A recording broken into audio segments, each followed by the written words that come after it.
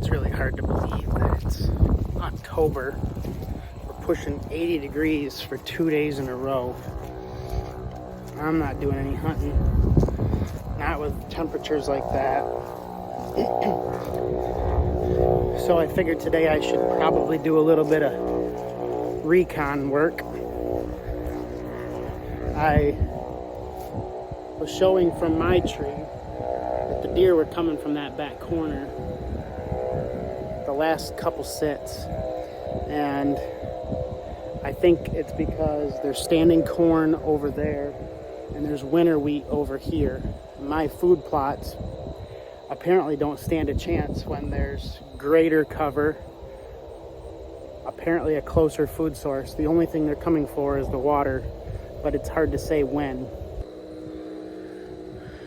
It's been a pretty prevailing wind to the northeast the past couple of days, and even though there have been deer on the north side of me, I'm hoping maybe I can find myself a little spot to just make a clearing right in the brush on the edge of that field line, and maybe see if I can get a shot in the next couple of days right here.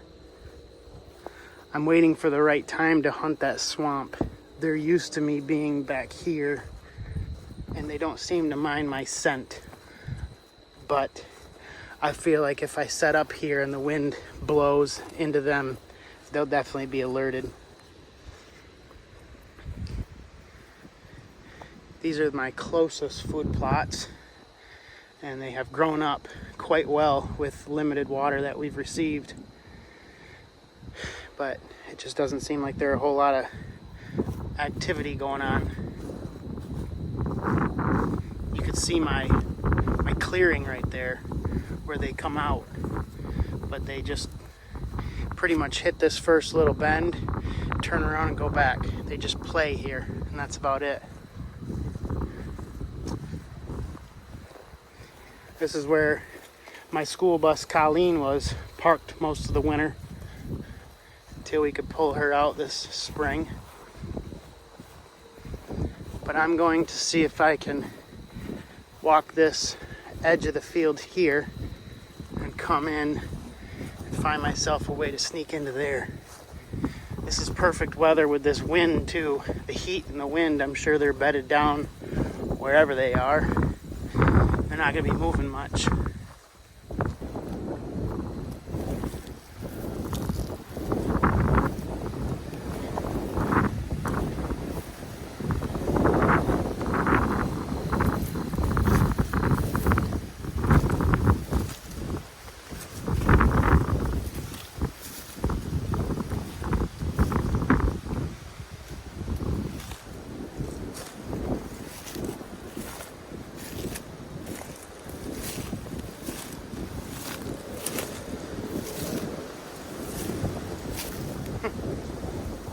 Ground scrape right here.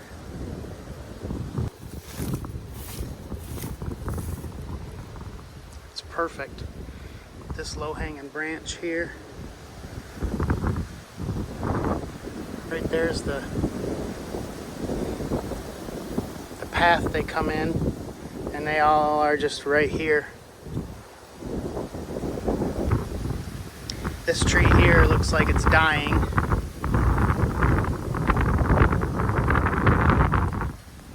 This tree here looks like it would hold a ladder stand just right. I might need to take out one limb on this tree here, but I could get 15 feet up and hunt this ground scrape.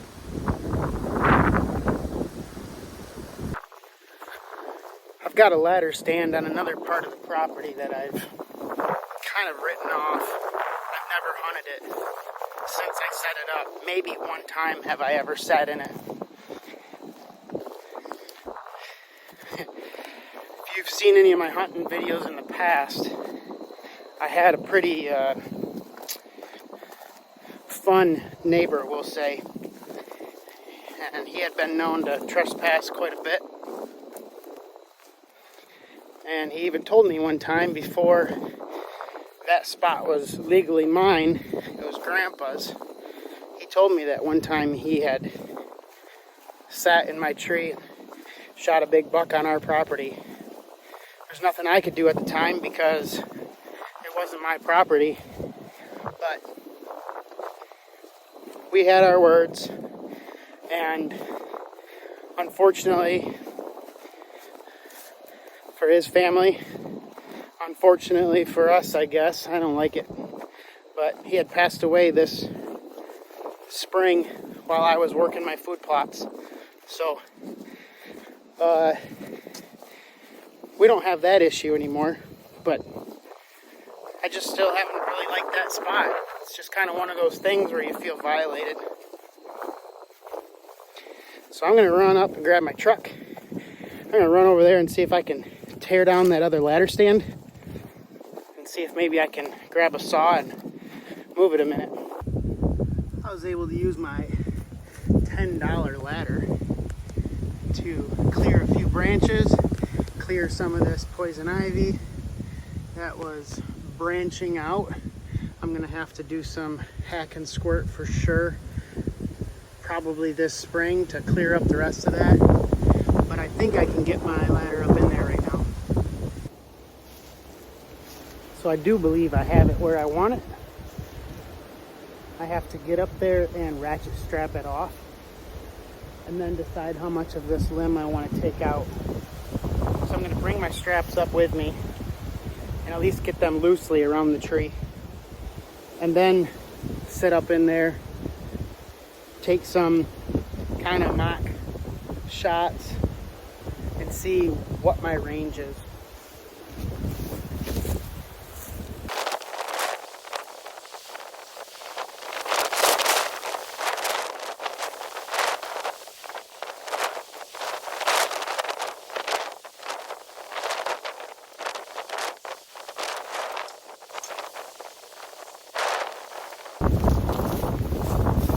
I really like that. I went and tied it down. I've got to tie in that support rod, tie it to the tree. I've got just a couple little bits of limbs that I'm going to trim. I wanted to take that big 4-inch limb down right there.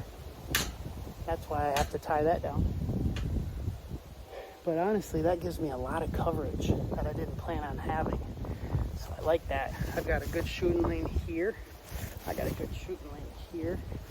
And I'm back in this little hollow enough that I think they could come into both sides of this ground scrape and I'd be all right. There we go. That's still pretty far of a shot for me to hit that trail. But I think with that ground scrape right there, there's a bunch of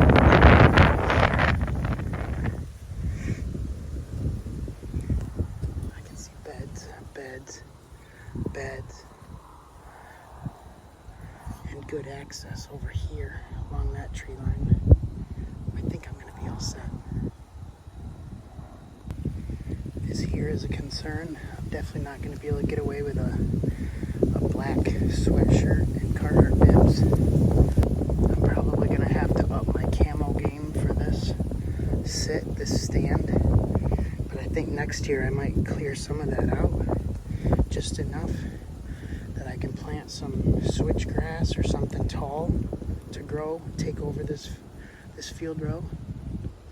And I'm thinking, if this works out, I'll do the same thing right here with some switchgrass so I can get in, maybe have a path through there where I only have one spot on that trail that crosses through. We'll see. I guess it already blends in pretty well over there. I'm going to let that sit maybe a couple of days, keep hunting my spot, a big tree that I like so much, and